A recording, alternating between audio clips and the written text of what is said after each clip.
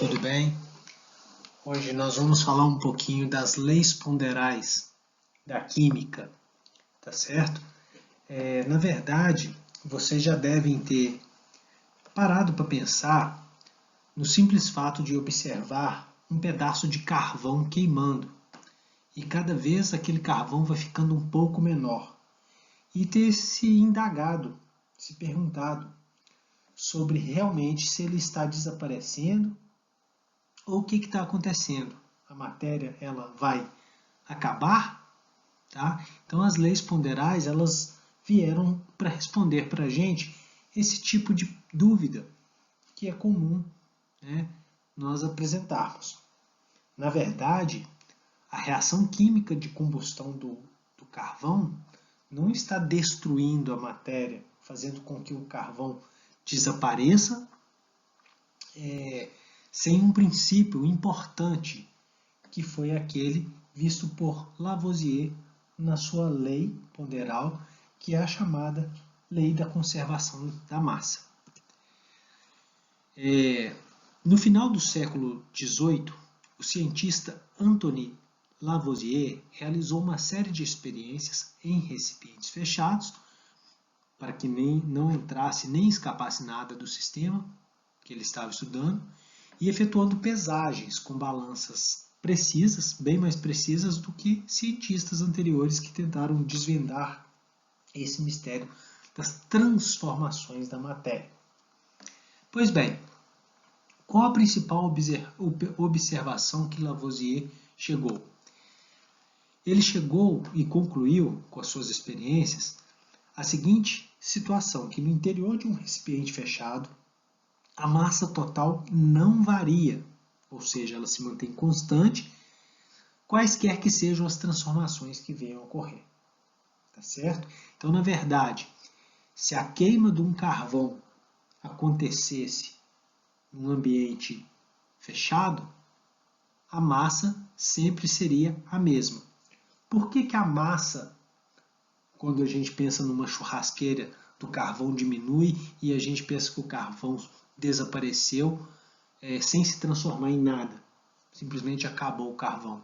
Porque o sistema é aberto, tá? Então essa observação de Lavoisier é válida para recipiente fechado, certo? Que eu consigo ver esse princípio da conservação da massa. Massa constante do início até o fim, tá certo? O que na prática significa isso para a gente? Significa que em uma reação química, onde eu vou ter reagentes se convertendo em produtos, a massa consumida de reagentes sempre tem que ser igual à massa obtida de produtos.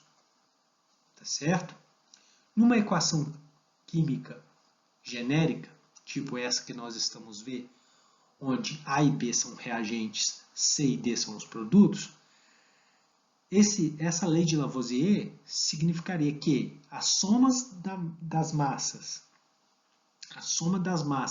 do reagente A mais a massa do reagente B tem que ser igual à soma das massas dos produtos C e D obtidos.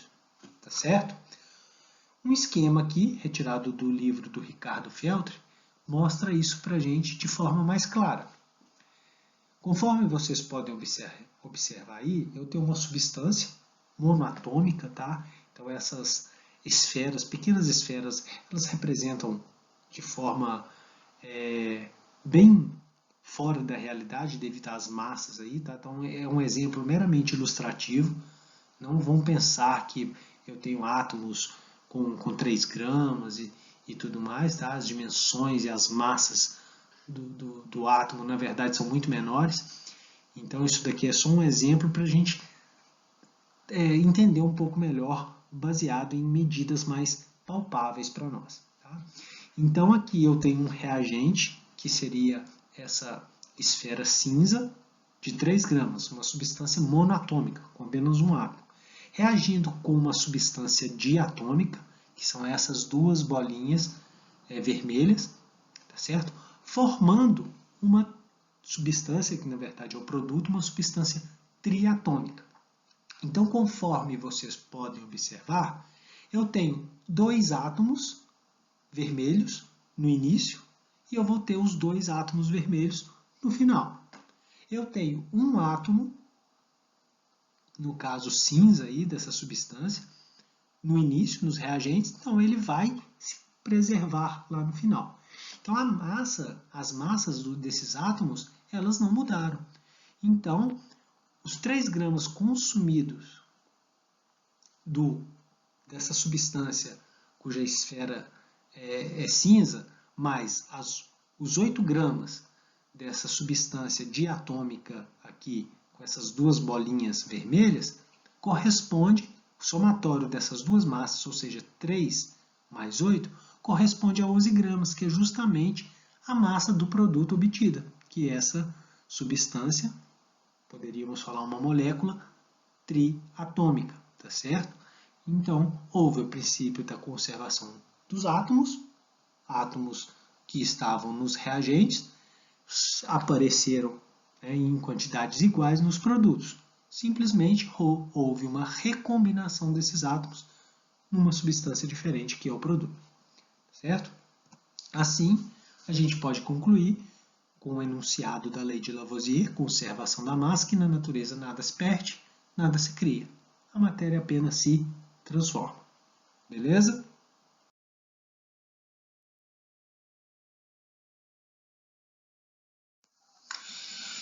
Ainda é importante a gente relembrar sobre a lei de Proust, que é a lei que trata das proporções constantes ou proporções definidas.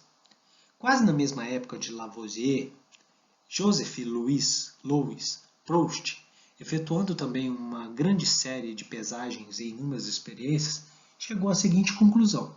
Vejamos bem a conclusão que ele chegou.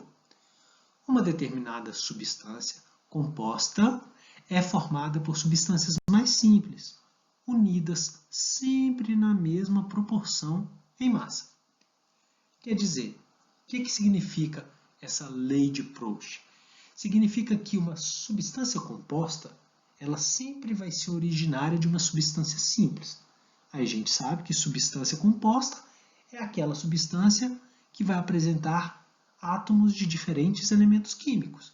E as substâncias simples são aquelas que apresentam átomos de um único elemento químico. Então, uma substância composta ela é originária de uma reação entre substâncias simples. E essa substância composta, no caso, a gente pode imaginar a água. A água cuja fórmula é H2O, ou seja, 2 átomos de hidrogênio para um átomo de oxigênio. Isso é uma proporção definida, uma proporção constante, certo? Essa porcentagem em massa de hidrogênio na água, assim como de oxigênio na molécula de água, é uma porcentagem fixa, que não vai variar dentro da mesma substância composta, ok? Vejamos uma outra maneira de interpretar a lei de Proust conforme esse esquema. Na primeira experiência, eu tenho, fazendo até uma referência ao slide anterior, essa espécie monoatômica aí, que é a bolinha cinza, 3 gramas, reagindo com uma substância diatômica, que são essas duas bolinhas vermelhas, 8 gramas, produzindo uma molécula ou uma espécie triatômica com o princípio da conservação das massas, de 11 gramas. Então, vejo bem que duas substâncias simples, ou seja, esse átomo aqui, e mais essa molécula ou essa espécie aqui diatômica, são substâncias simples, porque são substâncias compostas de átomos de um único elemento químico, formando a terceira substância, que é uma substância que apresenta átomos de 2 elementos químicos diferentes nela, que é essa substância aqui, beleza? Então, 3 gramas consumido do reagente e 8 gramas do outro reagente produziu um produto, que é uma terceira substância, mantendo-se a conservação da massa, que é simplesmente a soma de 3 mais 8, formando 8 gramas. Beleza? A proporção constante significa que, se eu trabalhar com o dobro da substância cujo átomo é essa bolinha, essa esfera que a gente representa de cinza, veja bem, se eu trabalhar com o dobro, eu vou estar mantendo uma proporção 2 vezes maior. Então, 2 vezes maior vai ser a proporção que vai se replicar para toda a segunda experiência. Se agora eu preciso do dobro, se eu vou reagir com o dobro da substância de bolinha mostrada e apresentada pela bolinha cinza, eu também vou consumir o dobro da substância que é representada pelas duas bolinhas, pela molécula de valente, pelas duas bolinhas vermelhas. Então, na primeira experiência, foram consumidas 2 bolinhas vermelhas, que é uma molécula, vamos falar dessa forma, uma molécula da substância reagente. Se eu dobrei as quantidades, eu agora vou consumir o quê? 2 moléculas, ou seja, 4 bolinhas vermelhas, que vão apresentar, obviamente, se eu tenho 2 moléculas, vão apresentar o dobro da massa de uma molécula. Se uma molécula tinha 8 gramas, o dobro da massa, ou seja, 2 moléculas vão ter 16 gramas. Então, eu vou perceber que se eu dobrar, tudo na segunda experiência vai ser multiplicado por 2. Obviamente, se eu produzir o meu produto, vão ser 2 moléculas triatômicas dessa substância composta, e a massa também vai ser o dobro, ou seja, 22 gramas é o dobro de 11 gramas. Tá certo? Então, essas leis a gente já tinha trabalhado isso em sala de aula, é apenas uma revisão, e agora a gente pode aplicar isso na resolução desse exercício aqui. Provoca-se reação da mistura formada por 10 gramas de hidrogênio e 500 gramas de cloro. Após a reação, constata-se a presença de 145 gramas de cloro remanescente junto com o produto obtido. A massa em gramas da substância formada é questão de múltipla escolha, né? Vamos para a resolução. A resolução está aí, olha. Primeiramente, a gente deve se preocupar em apresentar a equação química devidamente balanceada. Eu fiz aqui a equação química de 2 formas, apresentando o nome dos reagentes e produtos e aqui as fórmulas químicas devidamente balanceadas. Percebe que o número de átomos dos reagentes tem que ser igual ao número de átomos nos produtos. Então, por isso que eu apresentei esse 2 aqui à frente da espécie HCl, cloreto de hidrogênio, para promover o balanceamento da reação. Então, vamos lá. No início, conforme o enunciado, tínhamos 10 gramas de hidrogênio, estão aqui, e 500 gramas de cloro, estão aqui. Qual que era a massa no início, antes da reação acontecer, do cloreto de hidrogênio? 0 gramas, eu coloquei aqui. Ao final, após a reação, então a gente vai pensar lá no final, constata-se a presença de 145 gramas de cloro. É esse 45 que eu pus aqui, é o que sobrou de cloro. Então, na verdade, todo o cloro que eu coloquei, que eram os 500 gramas, não reagiu completamente, sobrou uma quantidade, que é 145 gramas, junto com o produto obtido. O produto obtido, eu não sei a massa dele ainda, então eu chamei de X, certo? Então eu quero saber justamente qual é a massa X. Como que eu faço para obter essa massa? Olha, veja bem, se eu tinha no início 10 gramas de hidrogênio e ele foi totalmente consumido e ficou com 0, significa que quanto que reagiu? Reagiu os 10 gramas, conforme a gente pode perceber aqui. Se eu tinha 500 gramas de cloro e sobrou no final 145 gramas, quanto que reagiu? Olha, reagiu justamente a diferença, 500 menos 145, que vai dar uma massa de 355 gramas reagida. Então, eu tenho aqui nessa linha a massa dos reagentes consumidas e eu tenho a massa do produto formado, que é X. Baseado no princípio da conservação das massas, na lei de Lavoisier, que a massa consumida dos reagentes tem que ser igual à massa dos produtos obtida, detalhe que aqui eu tenho apenas um produto, eu posso chegar ao sisteminha de que 10, que é a massa de hidrogênio consumida, mais 355, que é a massa de cloro consumida, é igual a X, que é a massa de cloreto de hidrogênio formada. Chegamos à conclusão, então, que X é 365 gramas. Resposta, letra C. Beleza? Aqui, esse exercício traz a seguinte situação para a gente.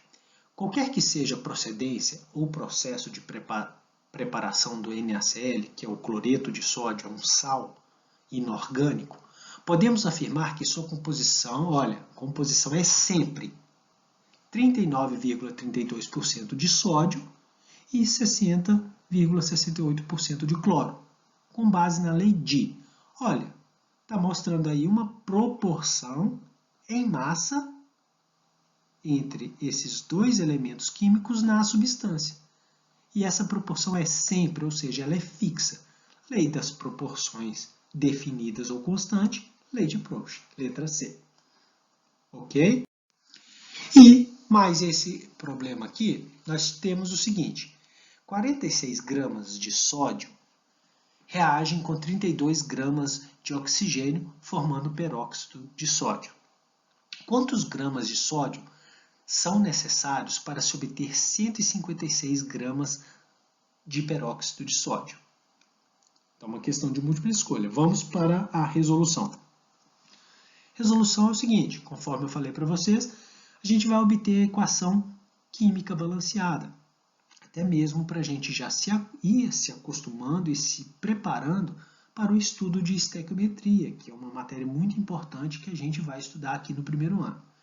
Então, eu fiz a equação química citando os nomes das espécies envolvidas, ou seja, sódio reage com oxigênio, produzindo peróxido de sódio, e também as fórmulas das substâncias, os reagentes sódio, O2, produzindo Na2O2, que é a fórmula química do peróxido de sódio. Observe que eu coloquei esse 2 aqui como coeficiente estequiométrico, está à frente do sódio, para promover o balanceamento. Porque na natureza nada se perde, nada se cria, tudo se transforma, então eu tenho que ter o princípio da conservação dos átomos e de suas massas. Então, o número de átomos de sódio que aparece no reagente tem que ser igual ao número de átomos de sódio que aparece nos produtos. Então, veja bem, vamos continuar. 46 gramas de sódio é essa massa aqui. Então, veja bem que eu coloquei essa 46 gramas abaixo do sódio. Reagem com 32 gramas de oxigênio e produz uma massa X. Certo? Então, estou arrumando um problema. Eu quero saber quantos gramas de sódio, aí eu chamei aqui da incógnita Z, que é a massa Z, que eu quero saber, são necessários para obter 156 gramas de peróxido de sódio. Então, eu pego 156 gramas de peróxido e ponho aqui, debaixo de X, que é a massa que eu vou calcular, que a gente vai calcular aqui agora, de peróxido obtida na primeira reação, na primeira situação aí do problema. Olha, é muito fácil achar o X aí, porque, veja bem, eu tenho as massas dos reagentes consumidas. Então, a massa do produto, e aí é um único produto, é o peróxido de sódio, vai ser justamente a soma das massas consumidas dos reagentes. Então, X é 46 mais 32, ou seja, 78 gramas. Então, se X é 78, significa que, ao imaginar uma massa de 156 produzida, de 78 para 156, eu tenho uma relação de 2, ou seja, 156 é o dobro de 78. Então, na verdade, eu estou querendo saber uma massa Z, que é a massa de sódio, necessária para produzir o dobro do que foi produzido na primeira situação, que é os 78 gramas, o valor de X. Então, veja bem, é uma proporção, é a lei da proporção. Nesse problema, eu apliquei para achar X, a lei de Lavoisier, que é da conservação das massas, conforme a gente vê aqui, somei as massas dos reagentes, e eu preciso da lei de Proust agora para achar a massa Z, que é a massa justamente de sódio que deveria ter reagido para produzir 156 gramas de peróxido de sódio, baseando-se na proporção constante, proporção definida, lei das proporções definidas, onde 156 é o dobro de 78. Então, eu posso chegar à conclusão que Z é o dobro da massa de sódio na primeira situação. O dobro de 46, Z, 46 vezes 2 é igual a 92. Chegamos à conclusão que a resposta é a letra E. Ok, pessoal? Eu vou deixar lá para vocês também umas atividades no Moodle para vocês fazerem sobre esse assunto. Aproveitem os seus materiais didáticos para fazer uma revisão. Não fiquem só por aqui. Muito obrigado pela atenção e até a próxima aula.